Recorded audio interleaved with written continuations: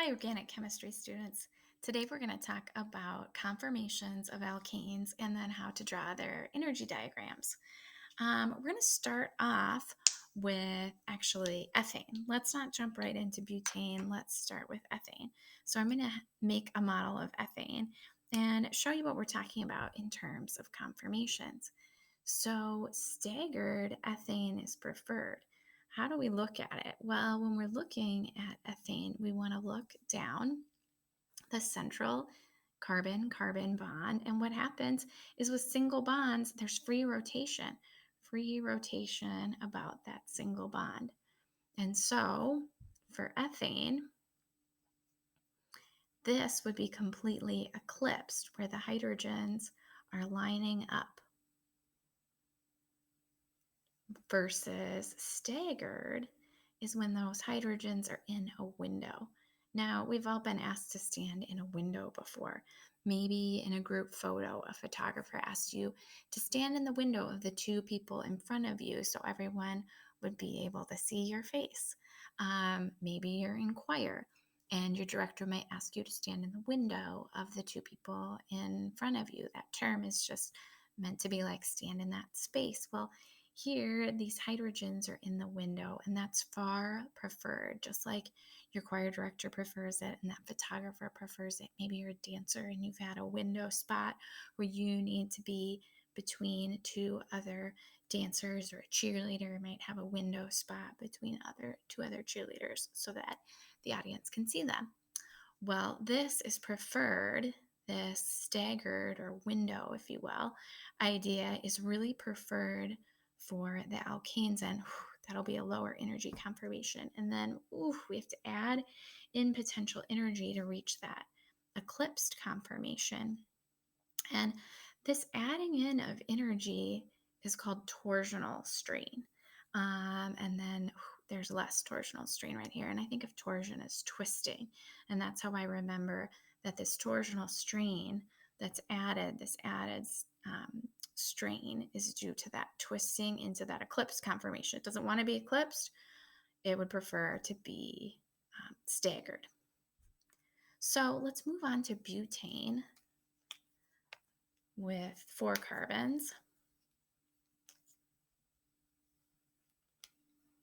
And if we take a look at butane, I just want to show you the carbon chain with 4 carbons there, and I've got all the hydrogens on there. With butane, we want to stare down the central CC bond. So here's some carbon-carbon bonds. We're going to look down this central carbon-carbon bond. And so in our Newman projection, and we've got Newman projections over here, in our Newman projection, this spot right here in the center, we can mark it with a dot. This spot right here, it represents 2 carbons. So in each of these Newman projections, it's 1 carbon, and then there's supposed to be another carbon right behind there. You can't really see it, but that's the idea, is that this point right here represents 2 carbons. So I'm going to start to line up butane the way that we see it in other models. But this would be really staggered. And then if we keep moving it around, again, we can rotate about that central CC bond. And where we're starting with this online model is with the syn conformation. So up here where everything is eclipsed. So we've got all this eclipsing of those methyl groups in this syn eclipsed conformation. And so I've drawn that example here for you. Let me just erase. I've drawn that example here for you where I've put in these 2 methyl groups. And notice here they don't look like they're right on top of each other. You can imagine if they drew the second line right behind the first line, we wouldn't be able to see that it's there. And so even for our eclipsing, it looks off a little bit to the left, but the idea is, okay, here is my eclipsed conformation. If I had it lined up perfectly, you couldn't even see what was behind it. And so instead, here's that carbon that's behind. I'm trying to show it a little bit, but it's really hard to get the angle just right. Instead, there's that carbon that's a little bit behind. So instead of showing it to you totally like this, it's just moved a tish like that. Then we want to try at 60 degrees what happens. Okay, so if we look over here at the molecular model at 60 degrees, okay, well, I can see the 4 carbons. They line back up again. At 60 degrees, we're just going to rotate. And the way it looks on these Newman projections is it looks like the carbon in the back is rotating. The carbon in the front looks fixed. Look how it's really unchanging, the way that the Newman projections are drawn. This methyl is fixed. So I'm going to fix that methyl right here. And then I'm going to just move the methyl in the back to that window to match up with the model that I'm looking at online. Okay, so when I do that, it's off in this window on my right. So my pen here is particularly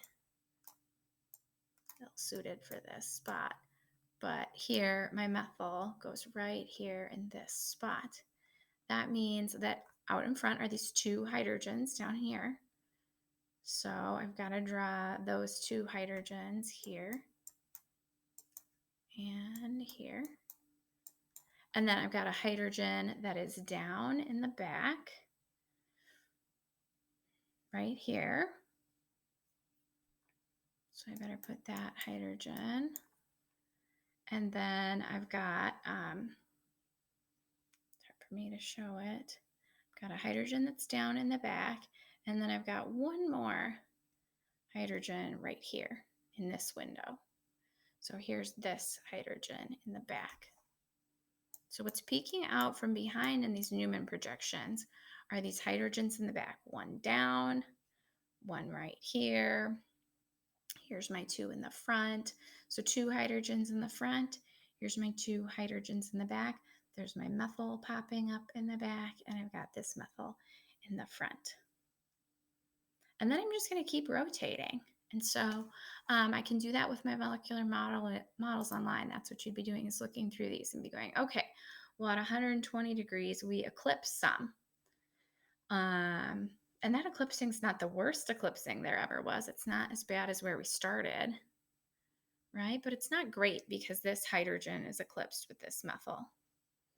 And then we come down into this window and it's finally like, whew, what a relief, right? Like, now we are really what we call fully staggered, and that's called the anti-conformation.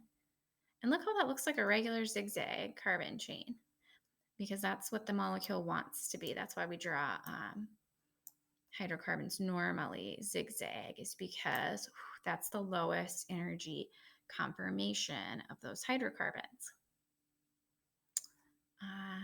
And then we're going to eclipse a little bit. And so we're going to move 60 more degrees here. We're going to eclipse a little bit, 60 more degrees.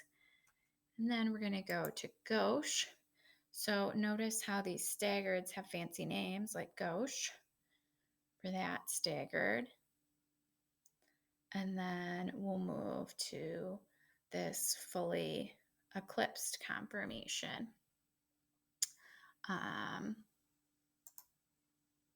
That's called sin. So this fully eclipsed conformation was called sin. This fully staggered one was called anti.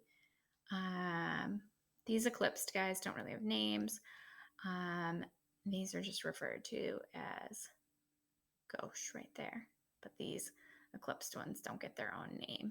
And here we've got, let's just start over again. So let's start over again. I was going to say here we got sin. So let's just look at the whole rotation again, starting at sin. We're going to go to gauche. A little bit staggered, a little bit better. Let's go to eclipsed. Those eclipsed don't have any fancy name. We'll go to anti. Then we'll go to a little bit eclipsed. Then we'll go to gauche.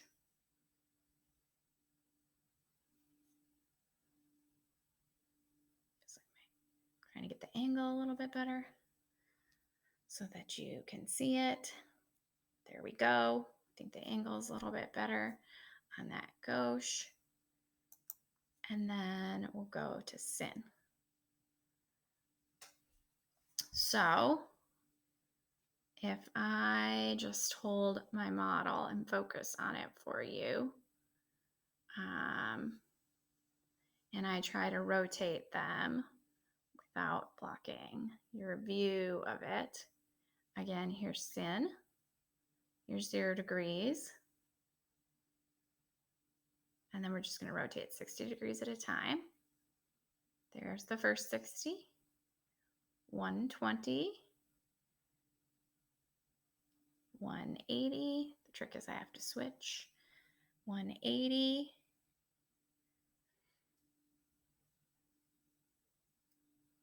240,